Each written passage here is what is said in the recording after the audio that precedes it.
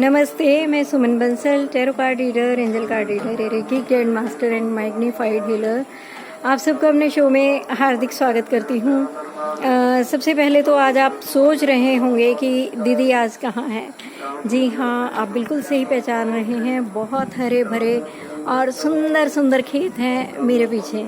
मैं आज कहीं बाहर आई हूँ और ये गांव है जहाँ पर मैं आई हूँ और बहुत अच्छा मौसम है और हरियाली है। आप मेरे पीछे मैं आपको दिखाती हूँ। ये देखिए, ये आम के पेड़ है, फ्रेश आम, बहुत बढ़िया। और पिछली बार जब मैं आई थी यहाँ पर तो जैसे ही मैं आम के पेड़ के नीचे गई तो मेरे मन में इच्छा थी कि इतने बढ़िया ताज़े ताज़े आम हैं, काश इस पेड़ से एक दो आम गिर जाएं और मैं जी भर के खाऊं।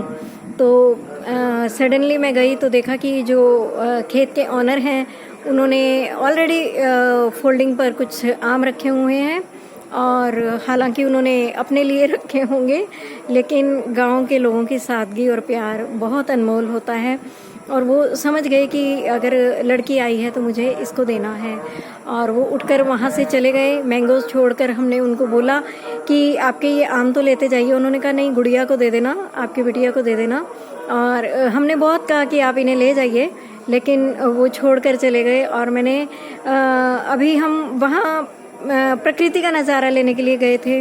वहाँ पर फोल्डिंग बिछा हुआ था, आराम से बैठना चाहते थे थोड़ी देर खुली हवा में, क्योंकि आपको पता ही है कि शहरों में ये सब संभव नहीं है। तो मैं जब भी आती हूँ यहाँ पर उस पेड़ के नीचे जाकर ज़रूर बैठती हूँ।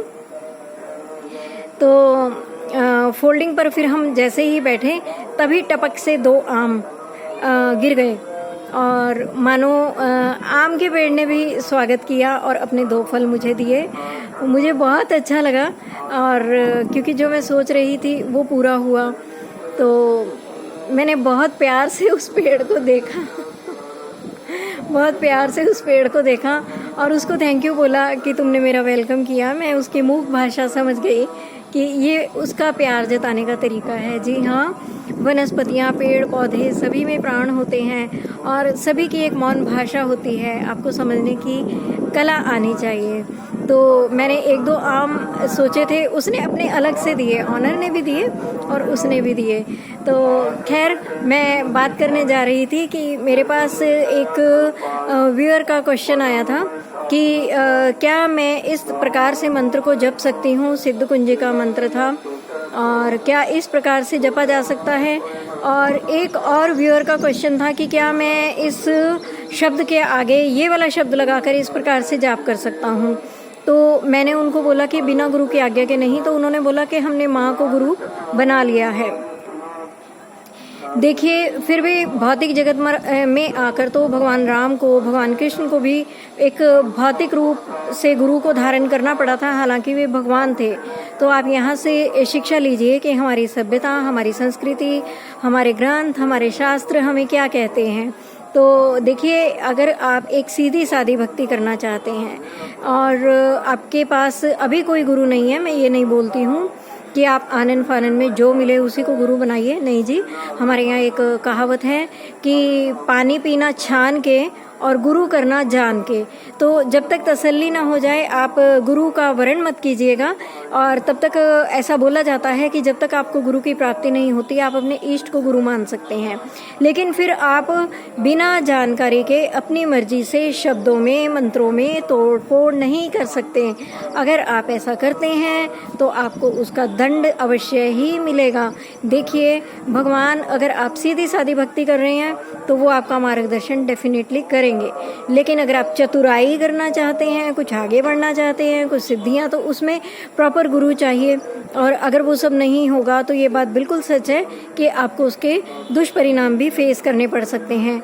अब भगवान तो आकर आपको गाइड करने से रहे कि बेटा ऐसे नहीं, ऐसे करो, बेटा ये नहीं, वो करो, या भगवान आकर तमाचा लगाएंगे, नहीं नहीं ऐसा नहीं है। लेकिन फिर क्या है कि आप बीमार रह सकते हैं, परिस्थितियाँ उलट पुलट हो सकती हैं, घर में कुछ अजीब अजीब घटनाओं की संभावना बनती है। तो प्लीज़ आप इन चीज़ों से बाहर निकलिए। और मैं हमेशा से यही मैसेज देती हूँ कि कोशिश कीजिए कि आपको उचित गुरु मिले, और अगर नहीं मिलते तो सीधी सादी भक्ति सर्वश्रेष्ठ है। उसमें समय अनुसार जब आपकी भक्ति पूर्ण होगी तो माँ की कृपा से, आपके इष्ट की कृपा से आपको सद्गुरु की भी प्राप्ति होगी। तो बात को समझने की कोशिश कीजिए, अपने आप मंत्रों से छेड़छाड़ मत कीजिए, और विशेष तौर पर सब शती के मंत्रों के साथ तो बिल्कुल भी छेड़छाड़ नहीं की जा सकती। इसके दुष्परिणाम देखने को मिल ही जाते हैं। तो जो जैसा ग्रंथों में, शास्त्रों में, गुरुजनों ने जैसा भी कहा है उसी को फॉलो कीजिए, अपनी बुद्धिमानी मत लड़ाइए। इसी के साथ आज का वीडियो समाप्त करती हूँ। धन्यवाद।